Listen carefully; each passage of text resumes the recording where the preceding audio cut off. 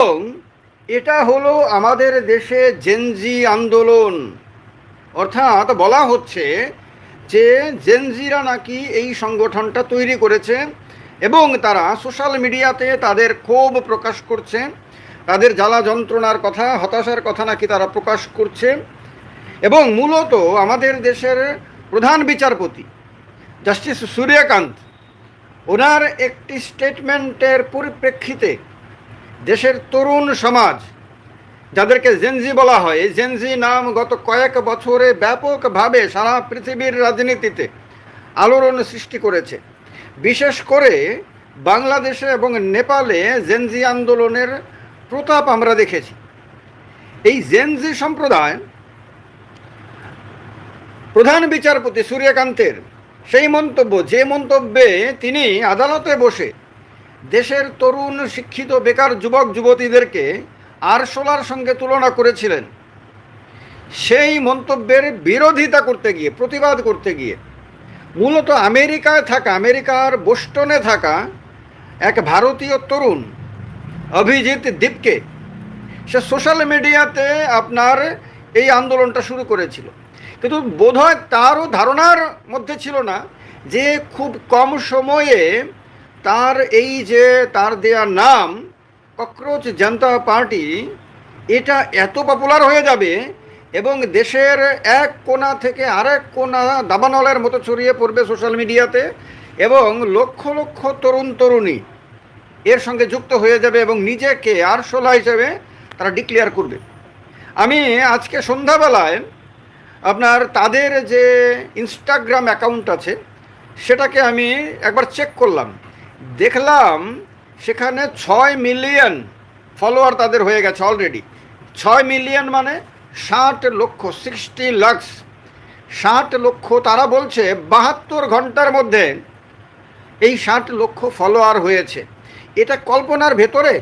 আমার মনে হয় ভারতবর্ষে কোনো রাজনৈতিক দল এই রকম দাবি করতে পারবে না যেটা তারা এই অল্প সময়ের মধ্যে করে ফেলেছে। শুধু তা না, আপনার শুধু যে আপনার ইনস্টাগ্রামে তা না, ফেসবুকে, ইউটিউবে, এক্সে, সব জায়গাতে তারা ছড়িয়ে পড়েছে এবং ব্যাপক আলোড়ন সৃষ্টি করে ফেলেছে। এবং তাদের যে এই উদ্যোগ, সেটাকে দেখে বিভিন্ন রাজনৈতিক দলের নেতারা তাদের প্রতি সমর্থন প্রকাশ করতে শুরু করেছেন। প্রচুর বুদ্ধিজীবী, কেউ সুপ্রিম কোর্টের লয়ার, কেউ ডাক্তার, কেউ ইঞ্জিনিয়ার, বিভিন্ন অংশের পেশাদাররা তাদের প্রতি সমর্থন জানাতে শুরু করে দিয়েছে। এটা অকল্পনীয় এবং কেউ ভাবতে পর্যন্ত পারেনি আমাদের দেশে হঠাৎ করে যে এই মাত্র 72 ঘন্টা আগে, মানে 2-3 দিন আগে মাত্র এটা শুরু করেছিল। 2-3 দিনের মধ্যে যদি এই রকম আকার ধারণ করে 60 লক্ষ, তাহলে আগামী দিনগুলোতে এই সংখ্যা বিরাট আকার ধারণ করতে পারে। হয়তো কোটি কোটি তরুণ তরুণী এই আন্দোলনের সঙ্গে যুক্ত হয়ে যেতে পারে। শুধু তা না, আজকে দেখলাম অভিজিৎ দীপকে, যে ছেলেটি ভারতীয় এবং আমেরিকাতে থাকে, সে বলছে যে এই আন্দোলন এখন আর সোশ্যাল মিডিয়া মেমের মধ্যে পড়ে না, এখন তার সীমা পার হয়ে গেছে। এবার এটাকে বাস্তবের মাটিতে একটা কিছু করতে হবে এবং তার জন্য সে খুব শীঘ্রই আমেরিকা থেকে ভারতে আসবে। তার মানে এখন চতুর্দিকে আপনার এ নিয়ে কৌতূহল যে তারা কি নতুন পলিটিক্যাল পার্টি বানাবে, নাকি তারা পথে নেমে তাদের বিশেষ কোনো দাবিতে আন্দোলনে যাবে, তারা কোন রাস্তায় যাবে, এবং শাসক দল বিজেপি তাদের সম্বন্ধে কী নীতি নেবে, বিরোধী দলগুলো কংগ্রেস, আম আদমি পার্টি, তৃণমূল কংগ্রেস, সমাজবাদী পার্টি, তারাই বা কী নীতি নেবে। কারণ যদি তারা রাজনৈতিক দল বানানোর রাস্তা যায়, তাহলে যে শুধু বিজেপির ক্ষতি হবে তা না, কিন্তু তাহলে কংগ্রেসেরও ক্ষতি হবে, তাহলে সমাজবাদী পার্টিরও ক্ষতি হবে, অন্য দলগুলোরও ক্ষতি হবে। কারণ এরা যে রকম জনসমর্থন পাচ্ছে, বিশেষ করে তরুণ তরুণীদের, যারা যে কোনো রাজনৈতিক দলের মূল ভিত্তি, যে কোনো রাজনৈতিক দল মূলত ইয়াং জেনারেশনের কাঁধে ভর করেই তাদের কর্মকাণ্ড করে। এখন যদি দেখা যায় এই ইয়াং জেনারেশন নতুন পলিটিক্যাল পার্টি বানিয়ে তারা নিজেরাই রাজনীতিতে অংশগ্রহণ করে এবং তারা নিজেরাই আপনার নির্বাচনে লড়াই করার সিদ্ধান্ত নেয়, তাহলে তো বিজেপির ক্ষতি যেমন হবে, কংগ্রেসেরও ক্ষতি হবে। কারণ হলো বিরোধী দলগুলো হয়তো মনে করছে যে জেনজিরা যদি আন্দোলন করে এবং তার কারণে যদি দেশের শাসক দলের অসুবিধা হয় তাহলে তারা লাভবান হবে। যেরকমটা আমরা দেখেছি বাংলাদেশে জেনজি আন্দোলন মানে ছাত্র যুব আন্দোলনের রেজাল্ট কে পেয়েছে? ইমিডিয়েটলি ক্ষতিগ্রস্ত হয়েছে আওয়ামী লীগ। এরপরে আপনার সেখানকার প্রধান বিরোধী দল, যদিও তখন আর অফিসিয়াল প্রধান বিরোধী দল তারা ছিল না, তারা ময়দানে এসে গেছিল এবং তারা সবাই যার যার মতন করে, জামাতে ইসলামী হোক বা আপনার খালেদা জিয়ার পার্টি হোক, তারা সবাই চেষ্টা করেছে নিজের নিজের মতন করে সুবিধা নিতে। কিন্তু ইলেকশনে দেখা গেছে যে একটি বিরোধী দল লাভবান হয়েছে, বিএনপি, বাংলাদেশ ন্যাশনালিস্ট পার্টি, তারা লাভবান হয়েছে এবং তারা আজকে শাসন ক্ষমতায়। যে দলটি আপনার 2024-এর জানুয়ারি মাসে বাংলাদেশে ইলেকশনে পর্যন্ত লড়েনি, সেই দলটি আজকে বাংলাদেশের শাসন ক্ষমতায়। তো ডেফিনেটলি আমাদের দেশে বিরোধী দলগুলো হয়তো এরকমই কোনো আশা করেছে, এরকমই কোনো স্বপ্ন দেখছে, এবং বিশেষ করে এই ককরোচ জনতা পার্টি বা আরশোলা, কারণ ককরোচ শব্দটা ইংরেজিতে, বাংলাতে আমরা তাকে আরশোলা বলি। এই আরশোলা অ্যাকচুয়ালি প্রধান বিচারপতি দেশের বেকার তরুণ তরুণীদেরকে আরশোলার সঙ্গে তুলনা করেছিল। এই কারণে এরা এই আরশোলা শব্দটাকেই বেছে নিয়েছে। এরা বলছে যে আমি একজন প্রাউড আরশোলা। এবং আমরা যে আরশোলা, আমরা যে এই অবস্থা, দুরবস্থা, এইটা সিস্টেমের কারণে। এর ফলে তাদের যে ক্ষোভটা, এটা তারা বহিঃপ্রকাশ করতে শুরু করেছে নিজেকে আরশোলা পরিচয় দিয়ে। এই যে উদ্যোগটা যে ছেলেটা নিয়েছে, অভিজিৎ দীপকে, সে একসময় আম আদমি পার্টির সোশ্যাল মিডিয়াতে সে কাজ করতো, সোশ্যাল মিডিয়া টিমে আইটি কোনো একটা পদে সে কাজ করতো। পরে সে আমেরিকাতে চলে যায় এবং সেখানে সে এই পয়েন্টটাকে লুফে নেয় এবং এই উদ্যোগটা সে নেয়। এখন এইটা এমনভাবে ছড়িয়ে গেছে যে আপনাদের এখন আমি একটা এআই রিপোর্ট শোনাবো। কারণ আজকে সারাদিন আপনারা জানেন যে সমস্ত কিছু এখন ইন্টারনেট অ্যাভেলেবেল, আর ইন্টারনেট থেকে সমস্ত কিছুকে সাক করে খুঁজে এনে খুব দ্রুত রিপোর্ট বানানোতে আজকের দিনের আর্টিফিশিয়াল ইন্টেলিজেন্স মারাত্মকভাবে অ্যাডভান্স। তো সুতরাং তার সুবিধা নিয়ে আমি তাকে জিজ্ঞেস করেছিলাম যে ককরোচ জনতা পার্টি কে, কেন, কবে বানিয়েছে? এই পার্টি কি রাজনৈতিক দল? এর নীতি আদর্শ কি? কতজন ইতিমধ্যে এই পার্টিকে সমর্থন জানিয়েছে? এটা সকালে জিজ্ঞেস করেছিলাম। সুতরাং এখন এটা আর এই পর্যায়ে নেই, আমি বিকেলেরটা তো আপনাদের বলে দিয়েছি। 6 মিলিয়ন আমি দেখলাম, মানে 60 লক্ষ হলো শুধু ইনস্টাগ্রামে। আমাকে জানিয়েছে 2026 সালের মে মাসের মাঝামাঝি 18 মের দিকে 30 বছর বয়সী আপনার রাজনৈতিক যোগাযোগ কৌশলবিদ, মানে পলিটিক্যাল কমিউনিকেশনের স্ট্র্যাটেজিস্ট, যেমন পলিটিক্যাল স্ট্র্যাটেজিস্ট হিসেবে আমরা প্রশান্ত কিশোরকে জানি, পিকে জানি, তো এই ছেলেটাও এই পলিটিক্যাল কমিউনিকেশন স্ট্র্যাটেজিস্ট অভিজিৎ দীপকে এই পার্টির সূচনা করেন। তিনি পূর্বে আম আদমি পার্টির সোশ্যাল মিডিয়া টিমের হয়েও কাজ করেছিলেন। সম্প্রতি একটি শুনানিকালে ভারতের সুপ্রিম কোর্টের প্রধান বিচারপতি সূর্যকান্ত বেকারত্ব ও ভুয়ো ডিগ্রিধারী কিছু যুবকের প্রসঙ্গে মন্তব্য করতে গিয়ে তাদের পরজীবী এবং তেলাপোকা মানে ককরোচ এর সাথে তুলনা করেছিলেন বলে খবর ছড়ায়। যদিও তিনি পরে জানান যে তার কথার ভুল ব্যাখ্যা করা হয়েছে, তবে এই মন্তব্যটি সোশ্যাল মিডিয়ায় ব্যাপক বিতর্কের সৃষ্টি করে। আমরা নিজেরাও, আমিও একটা ভিডিওতে ব্যাপকভাবে আলোচনা করেছি, আপনারা জানেন। এই কটাক্ষের জবাব দিতে এবং যুব সমাজের বেকারত্বের হতাশাকে তুলে ধরতেই অপমানের শব্দটিকে হাতিয়ার করে ব্যঙ্গাত্মকভাবে এই প্ল্যাটফর্মটি তৈরি করা হয়। এই পার্টি কি রাজনৈতিক দল? বলছে না, এটি নির্বাচন কমিশনে নিবন্ধিত কোনো প্রথাগত রাজনৈতিক দল না। এটি মূলত একটি ব্যঙ্গাত্মক যুব আন্দোলন বা ডিজিটাল প্রতিবাদ, মিম কালচার এবং রাজনৈতিক স্যাটায়ারের ছদ্মবেশে এটি আসলে বেকারত্ব, যুব সমাজের ক্ষোভ এবং কাঠামোগত সমস্যার বিরুদ্ধে একটি অভিনব ক্যাম্পেইন।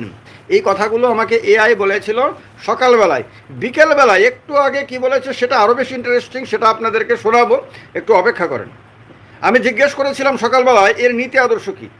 বলছে দলটি নিজেদের ধর্মনিরপেক্ষ, সমাজতান্ত্রিক, গণতান্ত্রিক এবং অলস, মানে ব্যঙ্গ করে বলছে, অলস হিসেবে বর্ণনা করে। তাদের দলে যোগ দেওয়ার ব্যঙ্গাত্মক যোগ্যতাগুলো হলো বেকার হতে হবে, অলস হতে হবে, সারাদিন অনলাইনে থাকতে হবে এবং প্রফেশনালি ক্ষোভ প্রকাশ করতে জানতে হবে। অর্থাৎ ক্ষোভটা প্রকাশ করার মধ্যেও একটা প্রফেশনালিজম থাকতে হবে। এগুলো তারা ক্রাইটেরিয়া রেখেছে তাদের দলে যোগদানের জন্য। মানে ছেলেগুলো যে ট্যালেন্টেড এগুলো থেকে পরিষ্কার বোঝা যায়। এরপরে বলছে তারা 5 দফার ইস্তেহার প্রকাশ করেছে, যা বেশ গুরুতর ও যুক্তিসঙ্গত। ইন্টারনেট বলছে, এআই বলছে যুক্তিসঙ্গত। বিচার বিভাগের পূর্ণ স্বাধীনতা, বলছে অবসর গ্রহণের পর বিচারপতিদের রাজ্যসভার সাংসদ বা অন্য কোনো রাজনৈতিক বা সরকারি পদ দেয়া যাবে না। আপনাদের মনে আছে আমাদের সুপ্রিম কোর্টের একজন প্রাক্তন প্রধান বিচারপতি রিটায়ারমেন্টের পরে রাজ্যসভায় মনোনীত হয়েছিলেন। ওইটাকেই সম্ভবত তারা খোঁচা দিতে গিয়ে তারা বোঝাতে চেয়েছে যে সরকারের পক্ষে কাজ করলে সুপ্রিম কোর্টের বিচারপতিরা কোনো না কোনো এরকম পুরস্কার পায়, যেটাকে তারা বলছে যে এটা করা যাবে না। এরপর বলছে কঠোর দলবদল বিরোধী আইন, নির্বাচনের পর কোনো বিধায়ক বা সাংসদ দলবদল করলে তাকে 20 বছরের জন্য নির্বাচনে নিষিদ্ধ করতে হবে, যেটা আমাদের দেশে আপনারা জানেন মহারাষ্ট্রে হয়েছিল, মধ্যপ্রদেশে হয়েছিল, তারপর দিল্লিতে হয়েছিল, পাঞ্জাবে হয়েছিল, পশ্চিমবঙ্গে হয়েছিল, অনেক রাজ্যে হয়েছে। অনেক রাজ্যে তো সরকার পর্যন্ত পরিবর্তন করে দেওয়া হয়েছে, এইরকম এক দল থেকে এমএলএ ভাঙিয়ে এনে আরেক দলে। তারা এটাকেও মারাত্মকভাবে খোঁচা দিয়েছে। মহিলা সংরক্ষণ সম্বন্ধে বলছে আসন সংখ্যা না বাড়িয়েই সংসদ ও মন্ত্রিসভায় মহিলাদের জন্য অবিলম্বে 50% সংরক্ষণের ব্যবস্থা করতে হবে। যেহেতু মহিলাদের জনসংখ্যা 50% দেশের, প্রায় 50%, সেহেতু তাদেরকে 50% সংরক্ষণ দিতে তো কোনো আপত্তি থাকার কথা না। এই পয়েন্টটাই তারা তুলেছে এখানে। বলেছে স্বচ্ছ ভোট প্রক্রিয়া, ভোটার তালিকা থেকে নাম বাদ যাওয়ার প্রক্রিয়ায় কঠোর জবাবদিহিতা নিশ্চিত করতে হবে। অর্থাৎ কারোর নাম যদি ষড়যন্ত্র করে বাদ দিয়ে দেওয়া হয় তাহলে কেন বাদ দেওয়া হয়েছে সেটা জবাব দিতে হবে। এই পয়েন্টটাকেও তারা লাইমলাইটে নিয়ে এসেছে। কারণ পশ্চিমবঙ্গে সম্প্রতি আপনারা জানেন যে লক্ষ লক্ষ মানুষের নাম বাদ দিয়ে দেওয়া হয়েছে এবং তাদেরকে ঝুলিয়ে রাখা হয়েছে এবং ট্রাইব্যুনাল বলেছে, ট্রাইব্যুনালের একজন বিচারপতি যে আগামী 4 বছরের মতো লাগতে পারে এগুলো নিষ্পত্তি করতে। অথচ এই সময়ের মধ্যে পশ্চিমবঙ্গে বিধানসভা নির্বাচন হয়ে গেছে, এই মানুষগুলো ভোট দিতে পারেনি এবং আগামী 2.5 বছর পরে দেশের লোকসভা নির্বাচন পর্যন্ত হয়ে যাবে, তখন এরা ভোট দিতে পারবে না। মাঝখানে মিউনিসিপ্যাল নির্বাচন, হয়তো আরও অনেক নির্বাচন হবে, এরা ভোট দিতে পারবে না। শিক্ষার্থীদের অধিকার, সিবিএসই পরীক্ষার খাতা পুনর্মূল্যায়নের ফি বাতিল করতে হবে এবং নিট বিতর্কে ক্ষতিগ্রস্ত শিক্ষার্থীদের ন্যায় বিচার দিতে হবে। এগুলো তারা তাদের ম্যানিফেস্টোতে রেখেছে। এবার আমি জিজ্ঞেস করেছিলাম কতজন সমর্থন জানিয়েছে। সকালবেলা যা বলছে, আমি তো পরের কথাটা বলবই, বলেছে আত্মপ্রকাশের মাত্র কয়েকদিনের মধ্যেই 80,000-এরও বেশি মানুষ অনলাইনে এই পার্টিতে সাইন আপ করেছে। এখন এটা অ্যাকচুয়ালি 2.5 লক্ষের ওপরে, মানে যারা মেম্বার হয়েছে আর কি। সাধারণ যুব সমাজের পাশাপাশি রাজনৈতিক মহলেও এটি সাড়া ফেলেছে। সোশ্যাল মিডিয়া এক্সে তৃণমূল কংগ্রেসের 2 সাংসদ মহুয়া মৈত্র এবং কীর্তি আজাদ মজার ছলে এই দলে যোগ দেওয়ার ইচ্ছা প্রকাশ করেছেন, যা দলটিকে আরও বেশি ভাইরাল করে তুলেছে। এগুলো তো অলরেডি হয়ে গেছে। এবার আমি তো আপনাদেরকে বলেছিলাম যে আজকে সন্ধ্যাবেলায় দেখলাম 7 লক্ষ এরা অতিক্রম করেছে শুধু ইনস্টাগ্রামেই, বাদবাকি তো অন্যান্য মিডিয়াতে তো আছেই। এবার এটা অত্যন্ত গুরুতর বিষয় হয়ে উঠেছে, যার কারণে সমস্ত আপনার আচ্ছা এখানে সকালবেলা জিজ্ঞেস করেছিলাম, তারাই আমাকে জিজ্ঞেস করেছিল, অ্যাকচুয়ালি এআই জিজ্ঞেস করেছিল এই ডিজিটাল আন্দোলন কি সত্যি কোনো প্রভাব ফেলতে পারবে। এআই আমাকে জিজ্ঞেস করেছিল, আমি তাকে পাল্টা বলি বলুন পারবে। তখন এআই আমাকে বলেছে ককরোচ জনতা পার্টির মতো একটি ব্যঙ্গাত্মক আন্দোলন প্রথাগত রাজনৈতিক দল হিসেবে নির্বাচনে দাঁড়িয়ে সরকার গঠন করবে এমনটা ভাবা অবাস্তব। এটা সকালে বলেছে, আপনারা সন্ধ্যার কথাটা অবশ্যই শুনবেন। একেবারেই পাল্টা বিপরীত হয়ে গেছে। বলছে, তবে ভারতের মূল ধারার রাজনীতিতে এর পরোক্ষ এবং বাস্তবিক প্রভাব একেবারেই উড়িয়ে দেওয়ার মতো না। বলছে, নির্বাচনী রাজনীতিতে একটি শক্তিশালী ন্যারেটিভ অনেক সময় বড় বড় ইশতেহারের চেয়েও বেশি কার্যকর হয়। সিজেপি বা ককরোচ জনতা পার্টি বেকারত্ব এবং যুব সমাজের ক্ষোভকে একটি নির্দিষ্ট দৃশ্যমান রূপ দিয়েছে। এটি এমন একটি বয়ান তৈরি করেছে যা বিরোধী দলগুলো খুব সহজেই তাদের প্রচারণায় হাতিয়ার হিসেবে ব্যবহার করতে পারে। বেকারত্বের মতো একটি কাঠামোগত সমস্যাকে তারা মূলধারার বিতর্কের একেবারে কেন্দ্রে নিয়ে আসতে সফল হয়েছে। এ বলছে এআই। এখন এআই এর কথা আমি কেন বলি আপনাদের, কারণ হলো আপনারা জানেন যে এআই এতটাই এখন প্রশিক্ষিত হয়ে গেছে যে পুরো ইন্টারনেট ঘেটে বিভিন্ন মিডিয়া রিপোর্ট, বিভিন্ন পাবলিক রিয়াকশন, বিভিন্ন ধরনের অডিও ভিজুয়াল যা কিছু আছে সব কিছু ঘেটে সে খুব অল্প সময়ের মধ্যে একটা মূল নির্যাস এনে আমাদের সামনে তুলে দিতে পারে। তার যে এক্সট্রাঅর্ডিনারি ক্ষমতা, যে কাজটা করতে আমাদের হয়তো সারাদিন লেগে যাবে, সেই কাজটা করতে এআই এর মাত্র কয়েক সেকেন্ড সময় লাগে। আজকের দিনে বিজ্ঞানের সর্বশ্রেষ্ঠ আশীর্বাদ এই এআই, যার কারণে তার এই যে রিপোর্টগুলো আমি আপনাদের সামনে মাঝে মাঝে তুলে ধরি যাতে আপনারাও এর সঙ্গে ভালোভাবে পরিচিত হতে পারেন। বলছে, মাত্র কয়েক দিনের মধ্যে লক্ষ লক্ষ তরুণ এই ব্যঙ্গাত্মক দলে যোগ দিয়েছে, যা প্রমাণ করে যুব সমাজের মধ্যে হতাশা এবং ক্ষোভ কতটা গভীর। প্রথাগত রাজনৈতিক দলগুলোর থিঙ্ক ট্যাঙ্ক এবং কৌশলগত বিশ্লেষকদের কাছে এটি একটি বড় সতর্কবার্তা। ওই শুরুতে যেটা বলেছিলাম এটা এআই বলছে। তরুণ বা ফার্স্ট টাইম ভোটারদের মনস্তত্ত্ব বুঝতে এবং তাদের ভোট টানতে মূল ধারার দলগুলোকে এই ধরনের ট্রেন্ড গভীরভাবে পর্যবেক্ষণ করতে হবে। তার কারণে সবগুলো দল এখন এদের আন্দোলনের দিকে তাকিয়ে রয়েছে যে যুব সমাজ কি বলছে এবং তার পরিপ্রেক্ষিতে তারা কি রেসপন্স দিচ্ছে, তাদের প্রতি সমর্থন কীরকমভাবে বাড়ছে ইত্যাদি সমস্ত কিছুই এখন সব